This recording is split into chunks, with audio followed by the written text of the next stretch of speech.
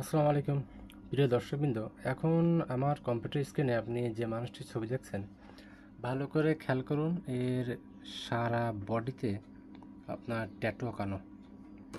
একটু দেখায়। চোখ এবং গোপনাঙ্গ বাদে হাত পা ঠোঁট সহ শরীরের ট্যাটু ছাড়া চোখ, গোপনাঙ্গ বাদে শরীরের সব জায়গায় ট্যাটু করা।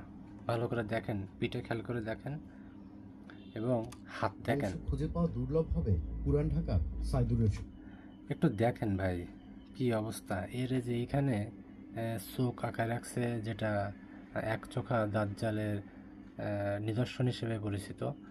এখানে বুকের এখানে ফুল, আরও সারা গলা বডি, এইখানে শয়তানের মুখ আকৃতির একটি কিছু আছে।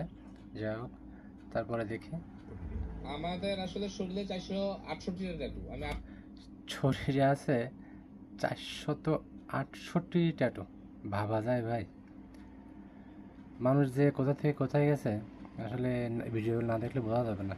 তারপর দেখেন, সেটা রিমুভ করতে পারছি, কিন্তু এরপরে হঠাৎ করে হ্যাঁ হ্যাঁ, আমাদের আসলে শরীরে 468 468টি ট্যাটু আছে ভাইয়ের শরীরে। রিমুভ তারপর করতে পারছি, কিন্তু এরপরে হঠাৎ করে লাঞ্চ রিলেটেড প্রবলেম হয়।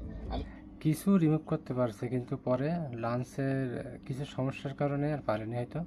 ইন্ডিয়াতে এখন একটু চিকিৎসাধীন আছি, 3 মাস পর পর আমার যেতে হয়। এটা 2-3 বছর চলবে, আচ্ছা, এরপরে আমি আবার শুরু করবো। আর আমার তো টাকা লাগে না, আমার নিজের হাউস পরিবারের বাধা উপেক্ষা করে একটু একটু দেখেন চলবে।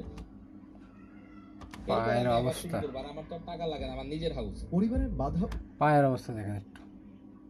পায়ে বিভিন্ন ধরনের লেখা আছে, নিয়ে তুমি, যাই হোক বাংলা কিছু লেখা আছে। এখানে একটা পান্ডার ছবি আছে। তো ভাই আসলে বাদ দেয়নি কোনো জায়গায়। উপেক্ষা করে ট্যাটু করানোর শখের শুরু হয়েছিল ক্লাস 7 থেকে। ক্লাস 7-এ যখন পুরান ঢাকার ছেলে, আমি 2007-এ পড়ি, তাহলে 7 লেখা যায় এদিকে। এখন এটা কালো কালি দিয়ে আমি ঢেকে ফেলি। একটু দেখেন, ক্লাস 7 থেকে শুরু করেছিল, তাই হাতে ক্লাস 7 লেখা ছিল, কিন্তু এখানে এখন কালো কালি দিয়ে ঢেকে। একটু হাতের অবস্থাটা দেখেন যে কি পরিমাণ খারাপ দেখা যাচ্ছে, যে আসলে বলার বাইরে। তো তারপর দেখি কি হয়। যেহেতু আমার একটা ইনফেকশন হয়ে গেছিল। ইনফেকশন হয়ে গেছে আপনার? ইনফেকশন মানে তাহলে জানলাম যে ট্যাটু শুধুমাত্র বা মডার্নের জন্য না, এটা মানুষ যে যখন লাগায়, এর একটা সাইড ইফেক্ট হচ্ছে ইনফেকশন হওয়া। ভাই যেটা বলছে যে তার ইনফেকশন হয়েছিল। তারপর দেখি এখানে একটা 7 লেখা আছে। তো জি, আমি বললাম যে ঠিক আছে, 7 লেখেন, 10 টাকা দিবে। আমি মুলামুলি করে 5 টাকা নিছি। নানা প্রতিকূলতা উপেক্ষা করে বয়স বাড়ার সাথে সাথে গলায় খেয়াল করেন। মানে ভাই বাদ দেয়নি, এখানে সব জায়গায় ভাই ট্যাটু আঁকানো আছে। নিজেও যুক্ত হয়েছিল ট্যাটু শিল্পের পেশায়। বাসায় আসার পর মাশাআল্লাহ সবাই বাইরে করে দিল বাসা থেকে। মোটামুটি রাগান্বিত ভাবি তো। ট্যাটু ট্যাটু পেশায় জড়িত হওয়ার কারণে বা ট্যাটু গায়ে দেওয়ার কারণে বাসার সাথে সাথে সবাই তাকে বের করে দিয়েছে। আসলে এটাই উচিত, আমি হলেও তাই করতাম। তারপর দেখি, যেহেতু আমরা পুরান ঢাকার সব কম মাইন্ড একসাথে থাকি, তো আমার আর এই ভাই অবস্থা দেখেন একটু। এ কিন্তু সব রক্ত, সব রক্ত। এই লেজার দিয়ে ট্যাটু আঁকানো হচ্ছে। ফুপুর বাসায় আশ্রয় হলো। এক ট্যাটুর কারণে আমি পরিবার সমাজ থেকে বিচ্ছিন্ন হয়ে গেলাম। কিন্তু যেহেতু এটা আমার শখ এবং আমি ইচ্ছাকৃতভাবে মানতে নারাজ যে ট্যাটু করা হারাম, তখন হ্যাঁ ভাইয়া, এটা জানে যে ট্যাটু করা হারাম। ও কিন্তু এটা জানে যে ট্যাটু করা হারাম, তারপরেও সে করছে। এখন আল্লাহ তাকে এইটুকু বিবেক জ্ঞান দিয়েছে, ট্যাটু করা হারাম, এইটাই যথেষ্ট। আমরা আগে দেখি আরো কি হয়। আমি একটা চিন্তা করলাম যে একটা টেকনিক করা যায়। যেহেতু আমার এই বিজনেসটাকে স্টাবলিশ করাইতে হবে দেশে, বিভিন্ন মিডিয়া একসাথে করে আমি কিছু সায়েন্টিফিক ব্যাখ্যা বাই করলাম, যেটা যুক্তিসঙ্গত 100% আছে, কিন্তু ধর্মীয়তে নাই। হ্যাঁ, যুক্তিসঙ্গত হইলেও ধর্মীয়তে এটা একদমই একটি বিরোধিতার কাজ, যেটা বারণ, যে করা যাবে না, ট্যাটু করা হারাম, সেটা ভাই বুঝতে পারছে। ট্যাটুর জন্য নানা সময় সামাজিক ও পারিবারিক চাপে পড়তে হয়েছে সাইদুরকে। সমস্ত শরীরে ট্যাটু করে হয়েছে সমাজ। আর অবস্থা দেখেন পিছনে, এসব শয়তানি মুখ ছাড়া কিছু না, এখানে সাপ। আসলে ভাই ট্যাটু যে কত খারাপ জিনিস, একটা মানুষের শরীর একেবারে নষ্ট করে দেয়। এই ট্যাটু সেটা তার প্রমাণ।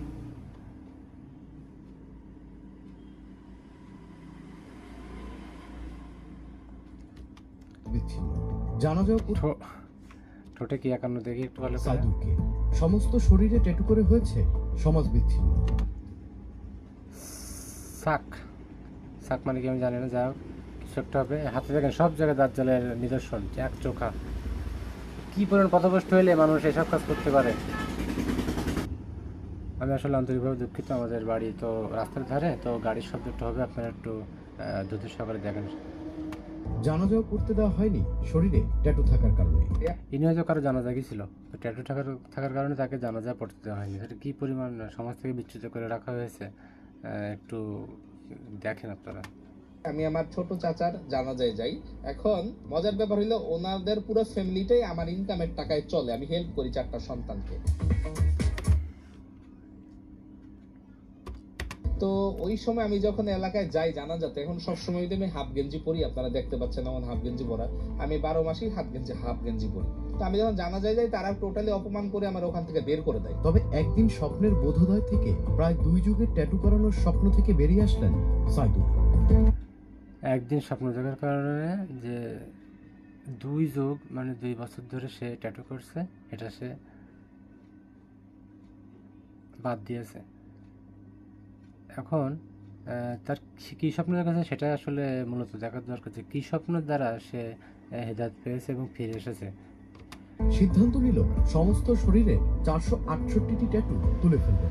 হঠাৎ করে 468 ফজরের রক্তে দেখলাম স্বপ্নে যে আমার লাশ নিয়ে আমার বউ এবং 2 বাচ্চা রাস্তায় কাঁদতে আছে, যারা বাস্তবে আছে আমার ওয়াইফ এবং 2 বাচ্চা, এবং তারা মানুষের কাছে হাত পাততেছে যে আমার হাজবেন্ড একটু গোসল করান, গোসল না করাইলে তো তাকে জানাজা করানো যাবে না, এবং পুরো একটা এলাকাতে একটা লোক পায় নাই গোসল করানো এবং জানাজা করানো। এটা দেখে সাথে সাথে আমি লাভ দুইটা গেছি, দেখি আপনার ফজরের আজান দিচ্ছে। তো আমার কাছে জিনিসটা একটু অবাক লাগছে যে আমি তো স্বপ্নই দেখি না, এই স্বপ্ন আমি দেখবো কেন? এটা কিন্তু আমাকে একটা মানে দেখাচ্ছে বারবার রাস্তা যে তুমি ভালো হও, আর কত। এছাড়াও আসলে এটাই, তুমি ভালো আর কত। আসলে আমরা এই যে ভাইকে দেখছেন স্ক্রিনে, ভাইটি কিন্তু আপনার হেদায়েত পেয়েছে। এখন দেরি করে হলেও পেয়েছে, তার হয়তো শরীরে ট্যাটুগুলো আছে, সেগুলো তুলতে অনেক দেরি লাগবে, তারপরে আল্লাহ যাতে হেদায়েত দিয়েছে, এটা সব থেকে বড় কথা, আলহামদুলিল্লাহ। তো আমরা কাউকে হেওভাবে দেখব না। কেউ ও করেছে ওর জন্য সে জাহান্নামে যাবে, এ কথা আমরা কোনোদিনও বলতে পারি না। কার কখন কীভাবে হেদায়েত হয় এটা আল্লাহ ছাড়া কেউ জানে না। তাই আমরা এই ভাইয়ের জন্য দোয়া করব, ভাইটি যেন তার স্বাভাবিক জীবনে ফিরে আসতে পারে এবং সমাজ যেন তাকে কোনো দিক দিয়ে কষ্ট না দেয় বা ঝামেলা না করে। তো আজকের ভিডিও এই পর্যন্ত। সকলে ভালো থাকবেন। চ্যানেলটি ভালো লাগলে সাবস্ক্রাইব করবেন এবং ভিডিওতে লাইক করবেন অবশ্যই। আসসালামু আলাইকুম।